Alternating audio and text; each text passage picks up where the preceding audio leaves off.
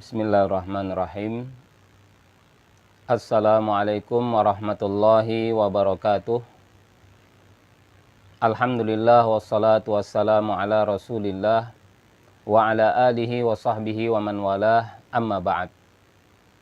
Kaum muslimin, para jemaah sekalian, yang semoga kita semua dirahmati oleh Allah Subhanahu wa taala.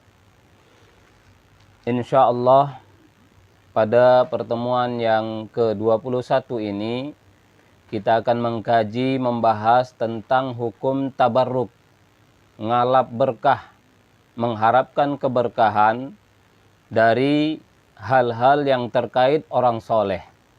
Apakah bekas-bekas orang soleh, bekas minumnya, sisa makannya, pakaiannya, anggota badannya, atau bekas-bekas peninggalannya, rumahnya, kuburannya, dan lain sebagainya. Apakah bertabarruk, mengharapkan keberkahan dari hal-hal tersebut termasuk perbuatan syirik ataukah tidak? Ini yang insya Allah akan kita bahas. Maka sebelumnya para jemaah sekalian, sebagaimana biasa, terkhusus para ustadz salafi, para da'i salafi, jamaah salafi, perlu kita ingat, kita sebagai seorang salafi, ketika ditegur, ketika diingatkan kesalahan-kesalahan kita dengan argumentasi yang sangat ilmiah, maka janganlah kita anggap teguran itu sebagai ancaman, sehingga dengan segala cara kita menolaknya, memberikan tuduhan-tuduhan, menganggap syubhat, menganggap mengingkari sunnah, dan lain sebagainya. Para jemaah, kalau ditegur, kalau diingatkan kesalahan kita, jadikan masukan, jangan jadikan ancaman. Nanti para jemaah terkesan kita bukan mendakwahkan dakwah salaf, akan tetapi kita mendakwahkan kebatilan, seakan-akan mengajak para salafiyin untuk menjadi orang yang merasa paling benar dan tidak punya salah, sehingga semua nasihat ditentang dan ditolak. Ini bukan dakwah salafi sama sekali. Nah, para jemaah sekalian, di antara kesalahan kita yang perlu kita perbaiki adalah cukup sering para ustadz kita, para ustadz salafi mengatakan bahwa tabarruk, ngalap berkah dengan benda-benda, anggota badan, atau hal-hal yang terkait orang soleh selain Nabi, cukup sering kita anggap atau ustadz kita menganggap itu kesyirikan atau bisa mengantarkan kepada kesyirikan. Para jemaah sekalian, memang betul sebagian ulama kita ada yang berpendapat seperti itu. Namun kita seorang da'i, antum orang berilmu, janganlah hanya menerima begitu saja. Coba dipelajari pendapat tersebut. Para jemaah yang dimuliakan oleh Allah, kalaulah bertabarruk, ngalap berkah, mengharapkan keberkahan dari bekas-bekas orang soleh dan yang semisalnya itu termasuk syirik atau bisa mengantarkan kepada kesyirikan, niscaya mustahil Nabi kita Muhammad sallallahu alaihi wasallam membiarkan para sahabat bertabarruk, ngalap berkah kepada beliau. Mustahil para jemaah. Seandainya tabarruk, ngalap berkah itu termasuk syirik atau bisa mengantarkan kepada kesyirikan, mustahil Nabi biarkan. Nabi adalah orang yang paling khawatir, yang paling berhati-hati dari segala bentuk kesyirikan. Nabi adalah orang yang paling berhati-hati dari segala perkara yang bisa mengantarkan kepada kesyirikan. Jika tabarruk ngalap berkah itu bisa mengantarkan kepada kesyirikan, mustahil Nabi membiarkan para sahabat bertabarruk dengan bekas-bekas beliau. Sehingga para jemaah dapat kita fahami, tabarruk ngalap berkah sama sekali bukan syirik, bukan jalan menuju kesyirikan. Sekarang kita lihat dalil-dalilnya. Pertama, an Abi Juhaifah qala kharaja alaina Rasulullah sallallahu alaihi wasallam bil hajirati fa utiya biwudu'in fatawadda'a faja'ala an-nasu ya'khuduna min fadli wudu'ihi fayatamassahuna bihi. Rawahul Bukhari. Dalam hadis yang diriwayatkan oleh Imam Al-Bukhari dari sahabat Abu Juhaifah, kata beliau, pernah Nabi keluar pada siang hari menemui kami. Lalu didatangkan air wudu kepada beliau. Lalu beliau pun berwudu. Kemudian setelah itu manusia mengambil dari sisa wudunya Nabi. Lalu mereka mengusap-ngusap tubuh mereka dengan sisa wudu Nabi tersebut. Kita lihat apa penjelasan para ulama salaf, ulama salafi. Imam An-Nawawi dalam kitab beliau Syarh Muslim mengatakan, fihi tabarruku bi'atharis salihina wa isti'malu fadli tuhurihim wa ta'amihim wa syarabihim wa libasihim. Kata Imam An-Nawawi, dari hadis tadi anjuran bolehnya bertabarruk, ngalap berkah, mengharap keberkahan dengan bekas-bekas orang soleh dan menggunakan sisa wudu mereka, sisa makanan mereka, sisa minuman mereka, bekas pakaian mereka.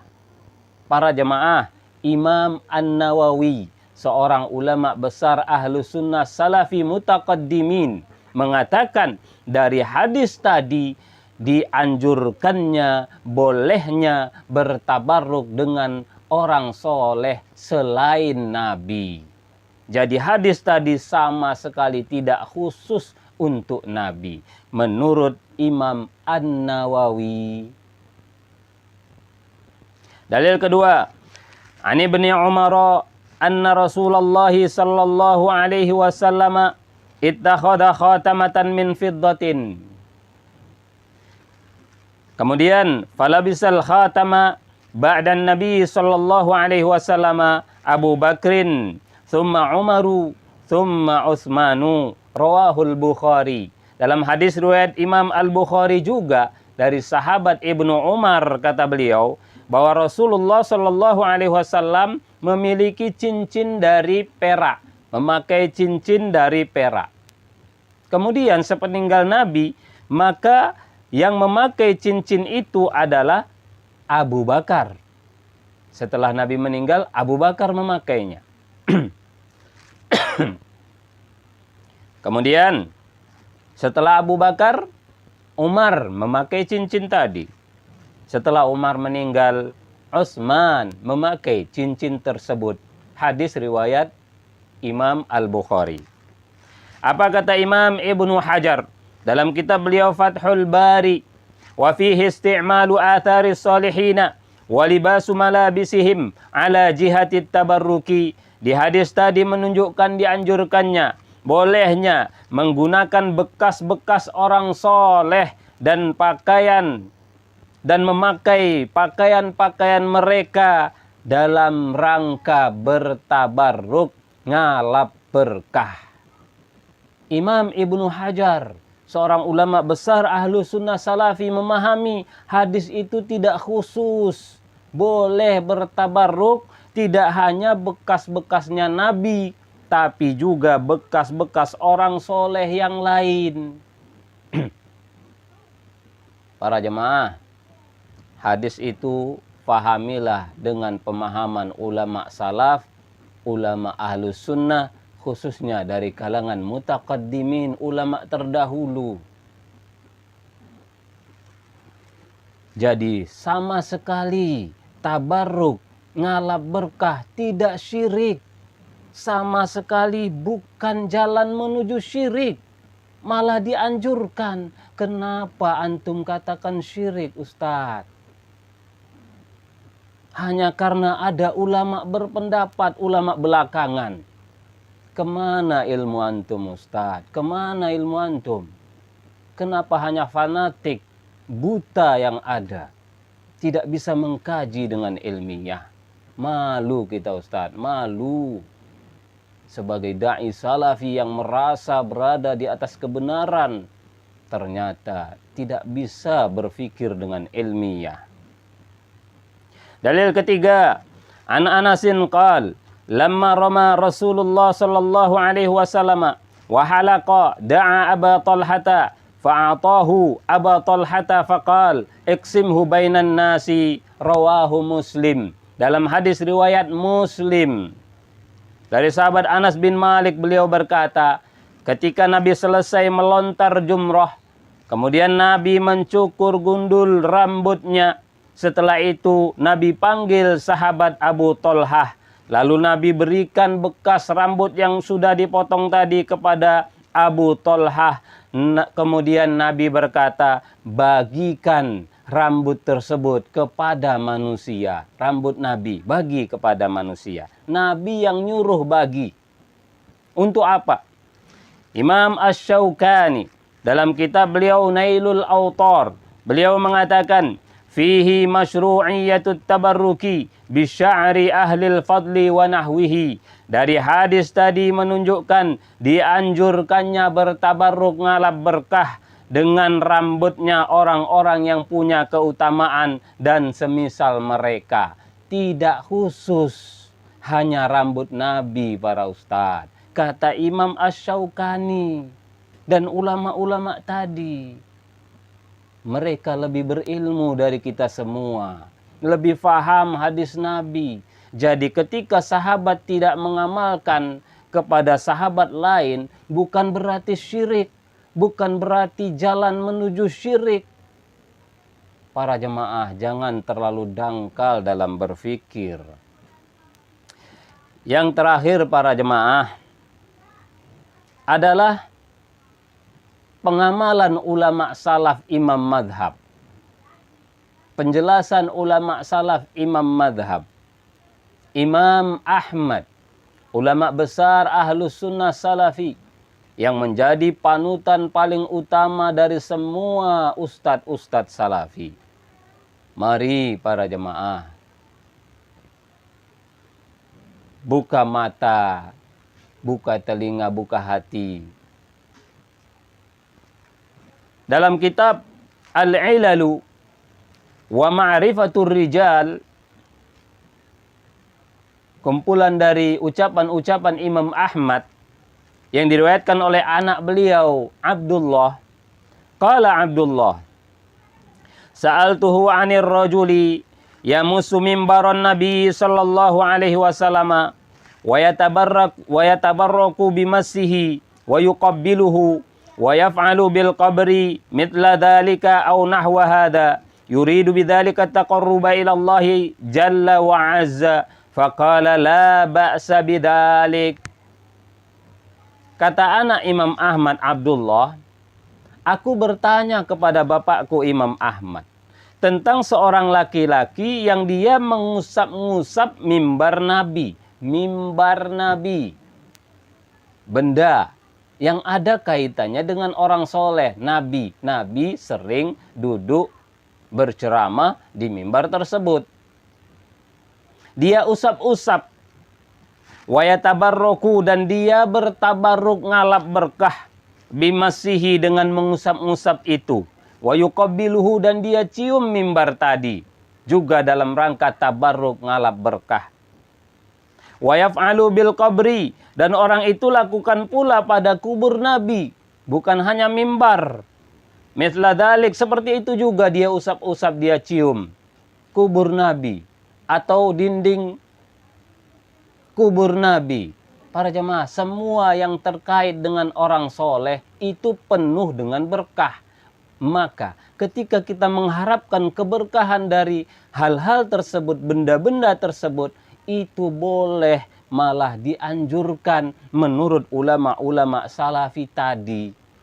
Bahkan Imam Ahmad ditanya oleh anaknya, yuridu bidzalika taqarruba ilallah. Dia inginkan dengan mengusap-ngusap tabarruk tadi agar bisa lebih dekat kepada Allah Jalla wa Azza. Apa kata Imam Ahmad? Faqala la ba'sa bidzalik, kata Imam Ahmad, tidak mengapa, boleh. Memang Imam Ahmad tidak mengatakan dianjurkan, namun boleh. Sedangkan ulama-ulama lain mengatakan dianjurkan, karena ini kiaskan kepada perbuatan Nabi. Para ustadz yang mengkias itu ulama-ulama salafi mutaqaddimin yang lebih ngerti, lebih faham tentang hadis Nabi dibanding kita semua, dibanding antum semua, bahkan dibanding ulama salafi di zaman ini. Kenapa hanya karena penjelasan segelintir ulama salafi zaman sekarang lalu antum telan bulat-bulat dan antum semburkan kepada kaum muslimin sehingga sangat menyakiti hati umat Islam? Berlapang dadalah Ustadz. Kalau antum memilih pendapat yang lain silahkan, namun jangan sembunyikan ilmu, nanti antum akan menyesatkan umat. Sampaikan ini perbedaan ulama. Bahkan mayoritas ulama ahlus sunnah salafi terdahulu justru menganggap itu dianjurkan, bertabarruk, ngalap berkah dengan benda-benda atau anggota badan orang soleh. Termasuklah kuburan, karena semua yang terkait orang soleh itu penuh berkah, Allah yang memberikannya. Bukan benda itu. Benda itu tidak bisa mendatangkan keberkahan sama sekali. Umat Islam semua tahu itu. Allah yang mendatangkannya. Ketika Allah sudah beri keberkahan kepada benda-benda tadi, maka mereka mengharapkan yang sudah ada. Itu tidak syirik, malah dianjurkan. Dalilnya sangat jelas. Tubuh Nabi penuh keberkahan dari Allah. Sahabat mengharapkannya, itu tidak syirik. Karena bukan Nabi yang mendatangkan keberkahan itu, tapi Allah. Di diri Nabi, di segala hal yang terkait Nabi, sisa-sisa peninggalan Nabi, penuh berkah. Kaum muslimin mengharapkan itu, maka itu tidak syirik. Begitu juga orang-orang soleh. Nah, demikian para jemaah, sebenarnya banyak sekali dalilnya, bukan hanya ini. Dan banyak sekali ulama salafi ahlus sunnah khususnya terdahulu, bahkan ulama salaf, menegaskan bahwa bertabarruk, ngalap berkah kepada orang soleh boleh. Dan bahkan para jamaah, para ustadz, tidak ada satupun ulama salaf di 3 generasi, tidak ada satupun yang mengatakan ngalap berkah, bertabarruk dengan benda, dengan anggota badan, sisa-sisa orang soleh syirik atau bisa mengantarkan kepada syirik. Tidak ada para ustadz. Kalau ada tolong antum kirimkan. Tidak ada satupun ulama salaf di 3 generasi, sahabat, tabi'in, tabi'ut tabi'in mengatakan tabarruk kepada orang soleh itu syirik. Tabarruk kepada orang soleh itu bisa menuju syirik. Tidak ada. Kenapa antum berpendapat seperti itu? Antum mengaku salafi, pendapat antum sama sekali bukan pendapat ulama salaf. Berarti sebenarnya antum ini bukan salafi, Ustaz. Kita ini berbohong ngaku salafi. Berpendapat ternyata bukan pendapat salaf, pendapat ulama zaman sekarang.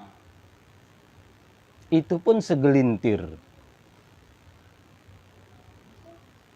Maka mari lapangkan dada kita, Ini nasihat. Sekali lagi para ustadz, para jemaah, nasihat teguran.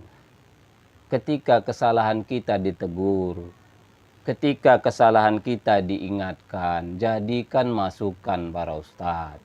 Jangan antum anggap syubhat. Jangan antum anggap nasihat itu berarti ingin menentang sunnah. Sunnah apa ustadz? Kesalahan antum yang diingatkan, antum katakan menentang sunnah. Itu namanya antum ingin menyesatkan umat. Kesalahan ditegur kok dikatakan menentang sunnah. Antum salah. Mari kita perbaiki kesalahan kita, lapangkan dada kita. Jangan sampai menyampaikan satu pendapat yang kita tahu, kemudian kita tidak peduli dengan pendapat ulama yang lain. Terlebih lagi pendapat ulama salaf kita campakkan hanya karena pendapat ulama belakangan.